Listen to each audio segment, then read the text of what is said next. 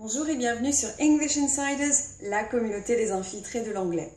Je m'appelle Michelle, je suis britannique et j'ai appris à parler le français ici en France. Alors j'aimerais partager avec vous mes 5 secrets pour apprendre à parler l'anglais de la façon la plus simple, naturelle et vivante possible.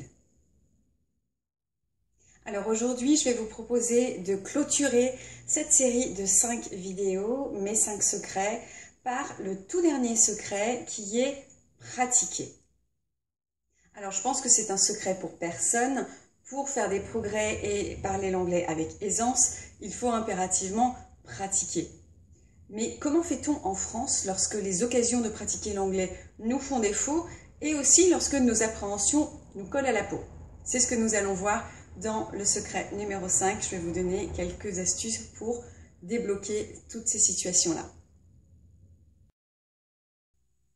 Commençons par les occasions de pratiquer l'anglais en France.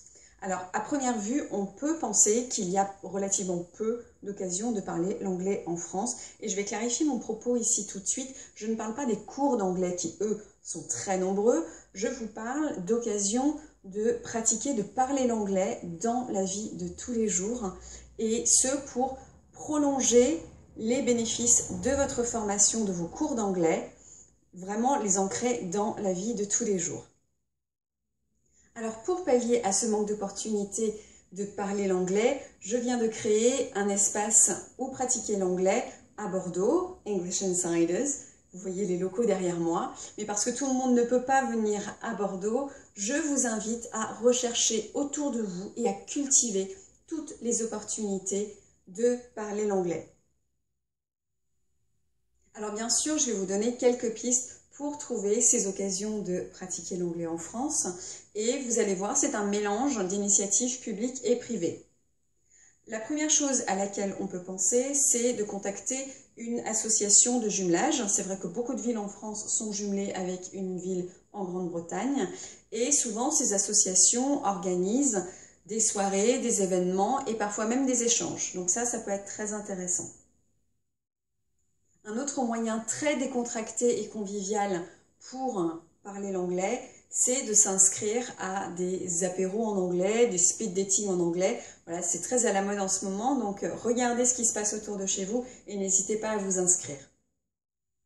Une dernière piste pour pratiquer son anglais en France est d'aller regarder ce qui se passe du côté des Britanniques qui sont installés dans votre région. Alors, la plupart du temps, ces personnes expatriées s'organisent en réseau et ont un site internet où sont proposées des sorties, des événements, des rencontres. Donc, je vous invite à les contacter pour voir si vous pouvez y participer. Enfin, certains Britanniques sont ravis d'ouvrir leurs portes aux Français désireux de pratiquer l'anglais. Donc, là aussi, regardez ce qui se passe autour de chez vous. Alors venons-en maintenant aux appréhensions qui peuvent surgir lorsque l'on parle l'anglais. Alors une première chose à savoir, ces appréhensions sont tout à fait normales. C'est humain d'avoir peur lorsque l'on parle une langue étrangère. Alors je n'ai pas de baguette magique, je ne peux pas les faire disparaître. Cependant, je peux vous garantir que ces appréhensions vont s'atténuer dans le temps si vous mettez en application ce que l'on a vu dans ces vidéos. Pour dépasser vos appréhensions, je vous recommande de faire preuve de patience et de bienveillance envers vous-même.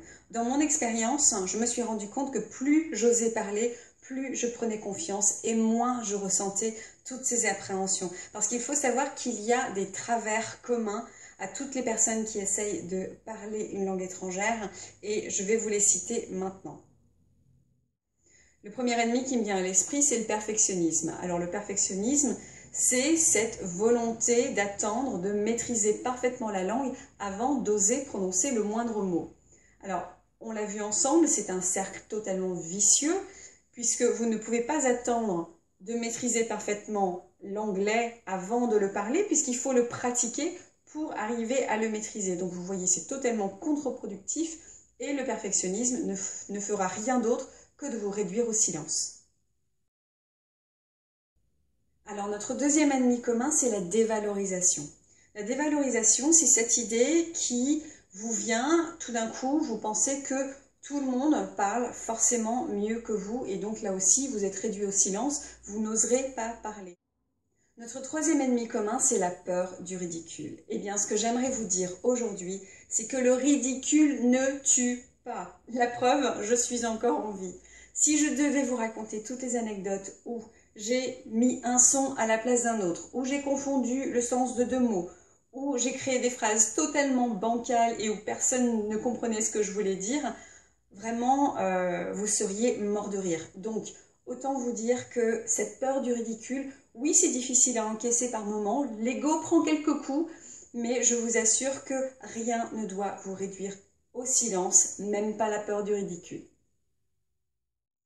Une dernière chose qui peut nous froisser lorsqu'on apprend à parler une langue étrangère et qu'on se met à la pratiquer, c'est la réaction de notre interlocuteur lorsqu'il ne veut pas faire l'effort de nous comprendre. Alors, je voudrais vous dire surtout, ne vous découragez pas face à ce genre de situation, ne généralisez pas, faites le pari de la gentillesse, ne laissez pas ces personnes-là vous empêcher de pratiquer, de vous exercer et d'entretenir votre anglais parlé.